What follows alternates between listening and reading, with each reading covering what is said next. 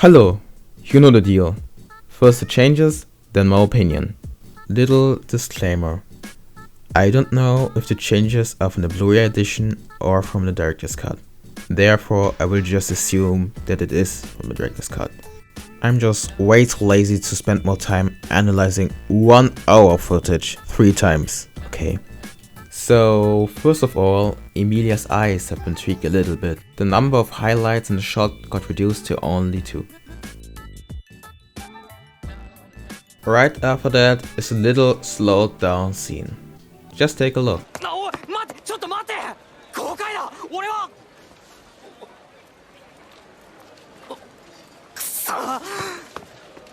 Obviously, the names in the intro were updated.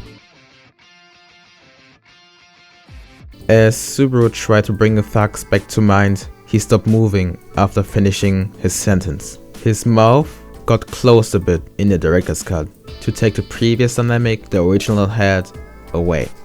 Right after he got stabbed, he respawns slightly later.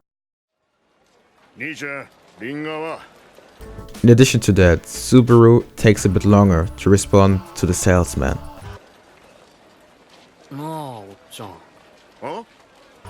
As the thugs recognize Reinhardt, he nodded as he doesn't have to introduce himself. Little late in the director's cut. Also, Reinhardt's scabbard has been redesigned.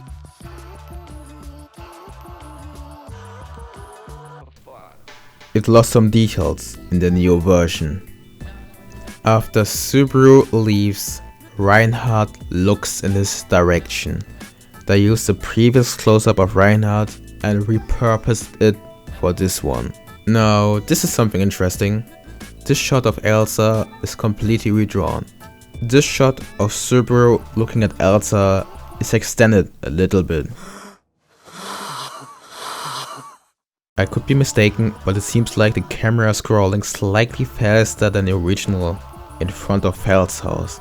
This overview shot of the slums is also extended a bit in the director's cut.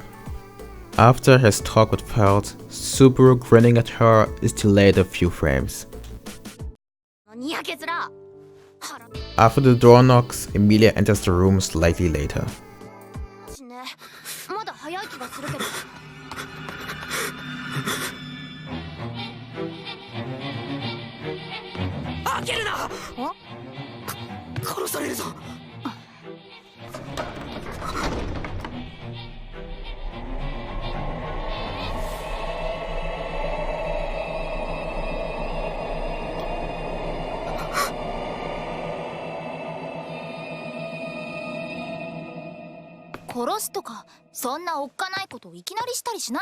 Song I still don't know how to pronounce doesn't play in the DC.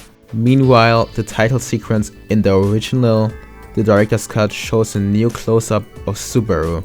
Elsa reacts a bit later at Feld, saying, "You're girl."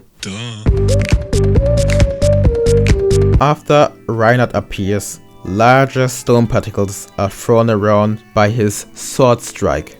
After Rom's house is demolished, Subaru looks up a bit later.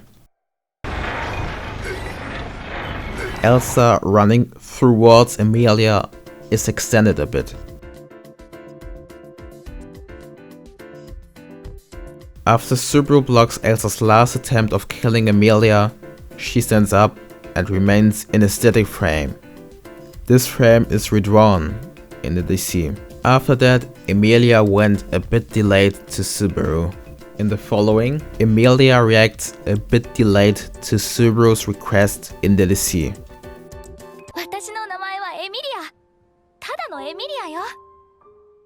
And at last, no credits.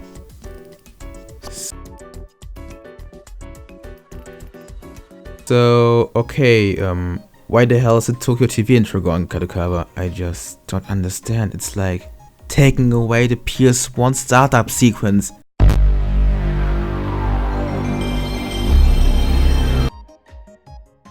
What the fuck? So, to be honest, I was actually looking forward to see the DC intro, but they didn't change anything.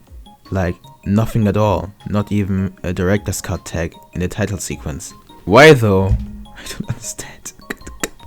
I don't understand White Fox Studios. Come on, it would have been enough to take the second part of ReZero and add a DC tag to the title sequence. Well, this upsetted me so much I actually did that myself.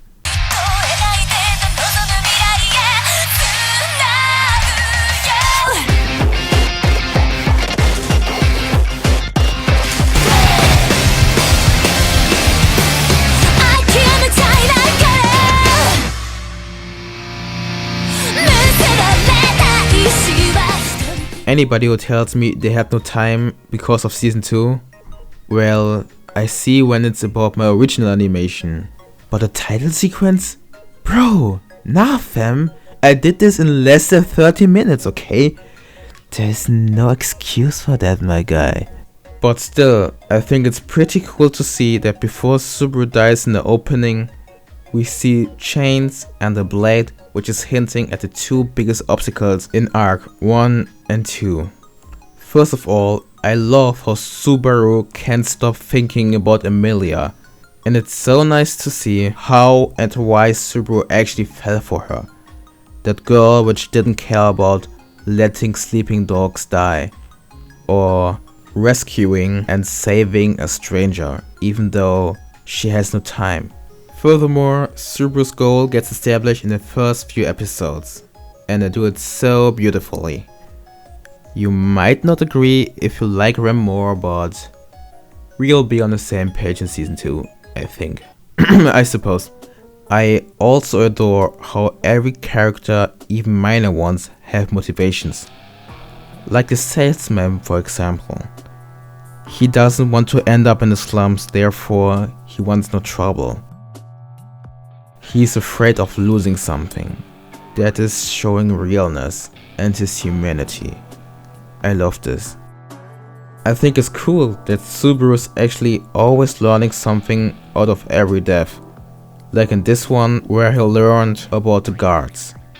It's like exchanging pain for knowledge. I like that White Fox actually added Emilia leaving the alley as Subaru enters it, because it shows that time is repeating itself and that every action will change something in the timeline.